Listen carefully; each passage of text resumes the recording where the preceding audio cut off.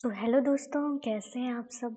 I hope आप सब बहुत अच्छे होंगे और अपने जीवन में आने वाली कठिनाइयों और संघर्षों से कुछ न कुछ सीख रहे होंगे और अपने आप को और भी ज़्यादा मजबूत बना रहे होंगे। तो चलिए फिर आज का क्लास स्टार्ट करते हैं। तो जैसा कि आप देख रहे हैं, आज का क्लास केवल इंट्रोडक्शन का क्लास है। आज की क्लास में हम थोड़ा-सा बेसिक देखेंगे कि एग्ज़ाम पैटर्न्स क्या होगा, कितना कुछ हमको लिखना पड़ेगा, कितना टाइम मिलेगा एक क्वेश्चंस को अटेम्प्ट करने के लिए। और साथ के साथ में आज थोड़ा-सा ये हमारे सौर केवीएस, एनवीएस के सिलेबस दोनों टीजीटी, पीजीटी दोनों के सीएस के सिलेबस के बारे में डिस्कस करूँगी। उसके बाद लास्ट में मेरे पास एक कंपैरिजन टेबल भी है। इसके थ्रू मैं आपको बताऊँगी कि कौन सा टॉपिक पीजीटी को पढ़ना है, टीजीटी को नहीं पढ़ना, कौन सा टॉपिक है जो टीजीटी वाले को पढ़ना है, पीजीटी को नहीं पढ़ना। ये सब चीज़ें हम देखेंगे। चलिए फिर स्टार्ट करते हैं। तो सबसे पहले अगर हम लोग टीजीटी का एग्ज़ाम पैटर्न देखिए, तो यहाँ पर हमको क्या मिलता है कि ऑब्जेक्टिव 40 मार्क्स के हैं और 40 क्वेश्चन है, मतलब एक क्वेश्चन 1 मार्क्स का है, ठीक है? और जो डिस्क्रिप्टिव टाइप के क्वेश्चन है वो टोटल है 15 और इसके जो मार्क्स हैं वो है 60, मतलब कि एक जो क्वेश्चन है वो 4 मार्क्स का रहेगा, है ना? अब हमारे पास अगर टाइम देखें तो टोटल हमारे पास कितने टाइम है, 180 मिनट है। तो 180 मिनट में आपको 40 मिनट तो किसमें लग जाएगा, अ, ऑब्जेक्टिव में लग जाएगा, है ना? तो आपके पास कितना बचा, 140 मिनट, है ना? तो 140 मतलब अराउंड आपको 9 मिनट मिलेंगे एक क्वेश्चंस को, डिस्क्रिप्टिव टाइप के एक क्वेश्चंस को अटेम्प्ट करने के लिए। ठीक है, ओवरऑल मैं 40 इसलिए रही हूँ क्योंकि कुछ क्वेश्चन तो देखते ही आपको समझ में आ जाएगी कि हाँ भाई इसका आंसर तो ये है। पर कुछ क्वेश्चन को देख के आपको थोड़ा-सा उसको सॉल्व करना पड़ेगा, है ना? थोड़ा टाइम टेकिंग हो सकता है, तो मैं एवरेज 40 लेके चल रही हूँ। तो उसके बाद आपको जो इधर वो बचते हैं 140 मिनट, उसमें आपको क्या करना है, ये 15 क्वेश्चन ईएमआरएस के सॉल्व करने हैं, मतलब पर क्वेश्चन आपको 9 मिनट लेगा, ठीक है? टीजीटी में, पीजीटी दोनों में ही। अब इसके बाद हम लोग थोड़ा-सा एनवीएस की तरफ देखें, तो एनवीएस, केवीएस का ये है मार्किंग स्कीम। तो अब इसमें क्या है, 60 जो है वो है ऑब्जेक्टिव, है ना? और 60 यहाँ पर क्या है, इसके टोटल मार्क्स, मतलब कि 1 ऑब्जेक्टिव 1 मार्क्स का होगा। 10 यहाँ पर क्या है, डिस्क्रिप्टिव क्वेश्चन है ना? और कितने मार्क्स के हैं, 40 मार्क्स के, मतलब यहाँ भी पर क्वेश्चन 40 मार्क्स का 4 मार्क्स का होगा, ठीक है? तो 10 क्वेश्चन आपको 4 नंबर वाले अटेम्प्ट करने हैं और 40 क्वेश्चन आपको जो है वो ऑब्जेक्टिव वाले अटेम्प्ट करने हैं, ठीक है? ये रहेगा आपका। चलो अब इसके बाद थोड़ा-सा सिलेबस का ओवरव्यू देखते हैं। अगर आप टीजीटी अ, पीजीटी दोनों के टायर 2 के लिए प्रिपरेशन कर रहे हैं और यहाँ तक कि इस वीडियो में आए हो, मतलब कि आपका टायर 1 कहीं न कहीं 50 अबव ही है, 50% के अबव है, तब आप आए हैं, मतलब आप सिलेबस देख लिए होंगे, पर फिर भी मैं बेसिक ओवरव्यू आपको बता देती हूँ कि कौन-कौन सा सब्जेक्ट जो है वो पढ़ना है। तो सबसे पहले ईएमआरएस टीजीटी का देखते हैं। वैसे मैं आपको ये बताऊँ कि टीजीटी के जो दोनों के सिलेबस हैं, एनवीएस, केवीएस और ईएमआरएस के, दोनों सेम है लगभग, ठीक है? और पीजीटी के दोनों के जो सिलेबस हैं वो लगभग सेम है, ठीक? चलो तो फिर टीजीटी का थोड़ा-सा बात करते हैं क्या-क्या पढ़ना है। तो सबसे पहले तो कंप्यूटर सिस्टम ऑर्गेनाइजेशन, मतलब इसमें सॉफ्टवेयर और हार्डवेयर का पार्ट पढ़ना है, जैसे मेमोरी, हार्डवेयर, सॉफ्टवेयर, है ना? और क्या पढ़ना, ऑपरेटिंग सिस्टम, बूलियन लॉजिक। देखो अब यहाँ पर नॉट एंड और ये मतलब लॉजिक गेट दिए हुए हैं, तो इन गेट्स को आपको बनाने के लिए पहले थोड़ा-सा इसका एक्सप्रेशन लिखना आना चाहिए और सर्किट बनाना आना चाहिए, क्योंकि यहाँ लॉजिक सर्किट से भी क्वेश्चंस है। ठीक है? तो सर्किट्स बनाना आना चाहिए, मतलब बेसिक अगर आप इन गेट्स को बना लेते हैं तो आपको सर्किट डायग्राम बनाना आ जाएगा।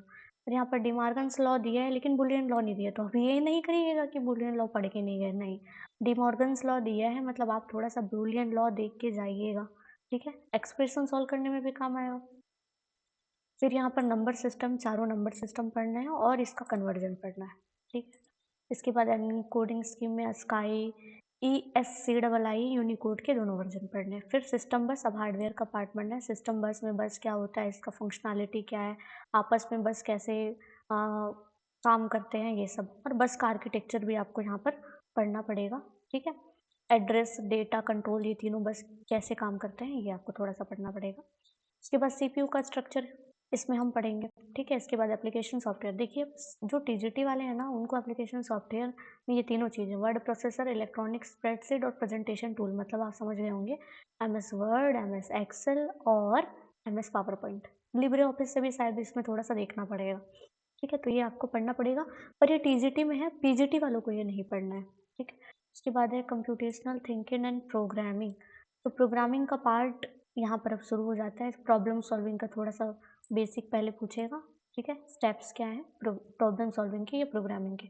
उसके बाद अब यहाँ पाइथन की प्रोग्रामिंग स्टार्ट हो जाती है। अब पाइथन की प्रोग्रामिंग अगर आप नहीं किए होंगे, यूजुअली ये सिलेबस में हमारे होता नहीं है, जैसे बीएससी सीएस, बीएससी आईटी वाले यहाँ पर होंगे, उनके सिलेबस में पाइथन नहीं होता। सी, सी प्लस प्लस ये सब होते हैं और ज़्यादा से ज़्यादा जावा रहेगा, लेकिन पाइथन नहीं रहता, है ना?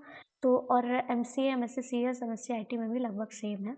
कई में रहा होगा, कई में नहीं है। मेरे में नहीं था, मैंने एमएससी सीएस किया और मेरे जबकि मेरा सेंट्रल यूनिवर्सिटी था, फिर भी पाइथन का जो था वो सिलेबस नहीं था, तो मेबी आपके में हो ना हो।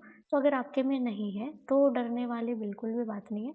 थोड़ा-सा बस क्या करना पड़ेगा आपको प्रोग्रामिंग कर के देखना पड़ेगा। सी और सी प्लस प्लस जो लैंग्वेज है उससे पाइथन बहुत ईज़ी है। उसके सिंटैक्स भी बहुत ज़्यादा सिंपल है, ठीक है? तो आप सीख जाएँगे। ऐसा नहीं है कि भाई बहुत हार्ड एंड फास्ट है, नहीं कर पाएँगे, छोड़ देंगे, ऐसा नहीं है। आप पढ़ सकते हैं इसको, ठीक है? तो यहाँ पर पाइथन में देखें तो data types, operator, expressions, errors, conditional statement ये सब देखना है, ठीक है? बेसिकली मतलब पाइथन पढ़ना है। हाँ, ये बात याद रखिए अगर आप टीजीटी के लिए प्रिपरेशन कर रहे हैं ना, तो पाइथन की लाइब्रेरीज़ नहीं पढ़िएगा। जैसे पाइथन की लाइब्रेरीज़ में एक है मैटप्लॉट और एक पांडास लाइब्रेरी है, ये पीजीटी वाले को पढ़ना है, पर टीजीटी वाले को पढ़ने की ज़रूरत नहीं है। याद रखिए, थोड़ा ध्यान रखिए इस बात को। उसके बाद सोसाइटी लॉ और एथिक्स में हम फिर वही पढ़ेंगे डिजिटल फुटप्रिंट क्या है, डिजिटल सोसाइटी में हम कैसे यूज करें, क्या-क्या हम एथिक्स होते हैं जो हम यहाँ पर देखेंगे। डेटा प्रोटेक्शन कैसे करें, साइबर क्राइम कैसे करें, ये क्राइम से रिलेटेड चीज़ें, ठीक है? और कंप्यूटर नेटवर्क के पार्ट में अब इसमें क्या करना है बेसिकली इवैल्यूएशन का पार्ट दिया है, टर्मिनोलॉजीज़ आपको पढ़ना है। अब मीडिया पढ़ना है ट्रांसमिशन के वायर्ड और अनवायर्ड दोनों मीडिया पढ़ेंगे। और नेटवर्किंग डिवाइसेस मतलब चारों लेयर के नेटवर्किंग डिवाइसेस आप पढ़ लीजिएगा। नेटवर्किंग टोपोलॉजीज़ और नेटवर्क के टाइप्स और नेटवर्क प्रोटोकॉल इस तरह से ये पढ़ना है। उसके बाद फिर डेटाबेस मैनेजमेंट में आपको पहले थ्योरी का पार्ट पढ़ना है, उसके बाद एसक्यूएल का भी पार्ट इसमें पढ़ना पड़ेगा। मतलब बेसिकली आपको एसक्यूएल की भी प्रोग्रामिंग करके देखना पड़ेगा। और साथ के साथ जैसे कि यहाँ पर जितने भी ये क्वेरीज़ के लिए लैंग्वेज में जो यूज़ होते हैं ना कमांड, इनको थोड़ा-सा पढ़ना पड़ेगा और इनका यूज़ बेसिकली डिफरेंस वगैरह ये सब देखना पड़ेगा, ठीक है? अब मेनली आप लोग देखे होंगे एग्रीगेशन फंक्शन से क्वेश्चन बहुत ज़्यादा पूछता है, डेट फंक्शन और टेक्स्ट फंक्शन भी पढ़ना पड़ेगा, ठीक है? चलो अब इसके बाद इमर्जिंग ट्रेंड्स में कुछ ज़्यादा नहीं दिया हुआ है, इसका कम टॉपिक दिया है, तो उसको ऊपर-ऊपर से पढ़ेंगे, बहुत डिटेल में नहीं पढ़ेंगे। जिसमें क्या पढ़ना है AI, machine learning, NLP, big data, robotics, cloud computing ये सब पढ़ना है, ठीक है? अब आर्टिफिशियल इंटेलिजेंस से देखें तो अब ये एआई का भी छोटा-सा पार्ट है, बहुत इसको डीप में नहीं पढ़िएगा, ऊपर-ऊपर से पढ़ सकते हैं। उसके बाद है यूजेस ऑफ एआई टूल्स, देखे होंगे टायर 1 में अभी यूजेस से क्वेश्चन पूछा था एआई टूल से, तो आप टायर 2 के लिए थोड़ा-सा उसको डीप में भी और पढ़ लीजिएगा, ठीक है? इसके बाद हम लोग थोड़ा-सा पीजीटी का सिलेबस भी देख लेते हैं।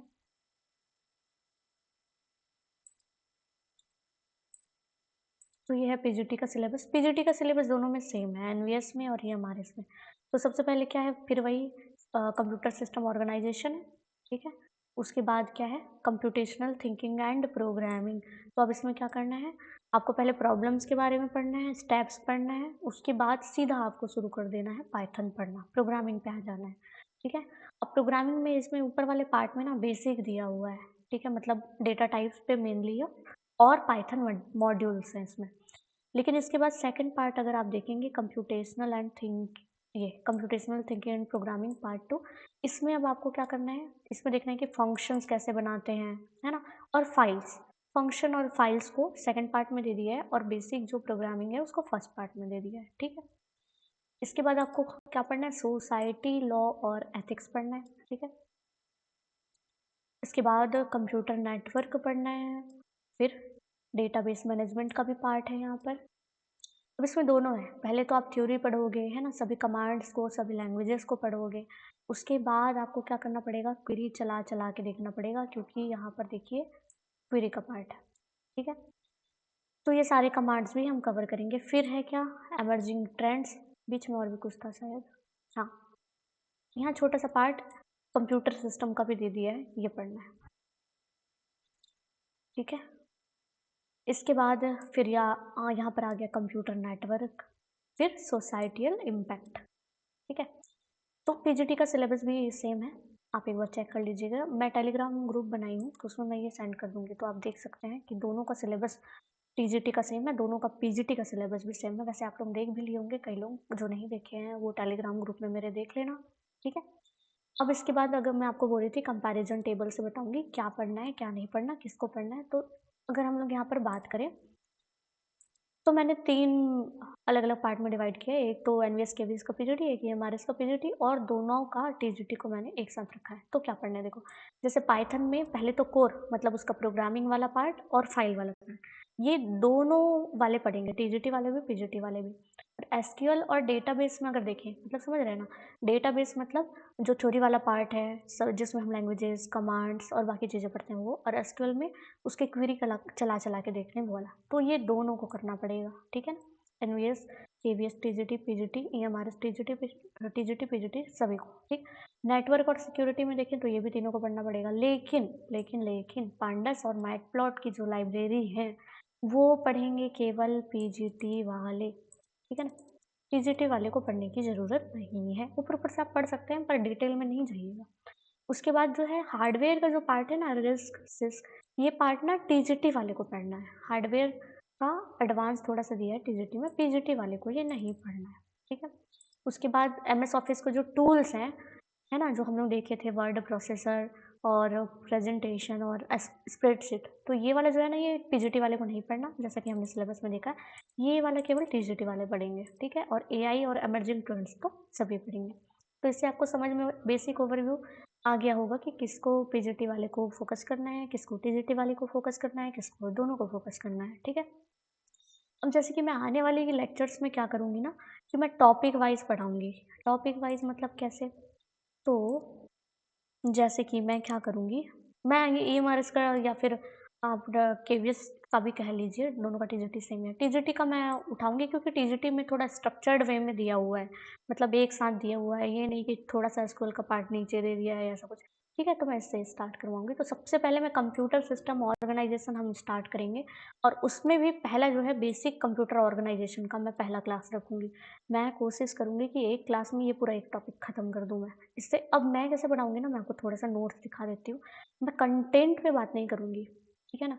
मैं कंटेंट नहीं पढ़ाऊँगी, मैं क्या करूँगी कि उससे रिगार्डिंग जो क्वेश्चन्स आ सकते हैं 4 मार्क्स के बेसिकली, उन क्वेश्चन्स को कराऊँगी, साथ के साथ मैं यहाँ पर उससे रिलेटेड न्यूमेरिकल और एमसीक्यू भी रखी हूँ, ठीक है? तो मैं ना अलग से कंटेंट को पहले एक्सप्लेन करूँगी, फिर क्वेश्चन ऐसा नहीं करूँगी। मैं सीधे पहले क्वेश्चन्स पे ही आऊँगी और क्वेश्चन्स में ही आपको एक्सप्लेन करूँगी। इससे आपको, अगर वैसे भी आपको कॉन्सेप्ट क्लियर होगा, अगर आप टीजीटी, पीजीटी, सीएस वाले हैं, तो ये बेसिक कॉन्सेप्ट तो सभी का क्लियर ही रहता है, क्योंकि हमारे सिलेबस में ये सब रहता है जो यहाँ पर दिया हुआ है ना? थोड़ा बहुत पाइथन का ही हम नहीं पढ़े हैं, तो पाइथन थोड़ा-सा पढ़ना पड़ेगा। हमको दिक्कत यहाँ पर आती है कि हम कैसे लिखें, है ना? तो उसी के लिए मैं क्या कर रही हूँ, यहाँ पर 4 मार्क्स वाला सभी का कंटेंट प्रिपेयर कर ली हूँ कि क्वेश्चंस कैसे बन सकते हैं और उसके रिगार्डिंग आंसर्स कैसे लिखने हैं।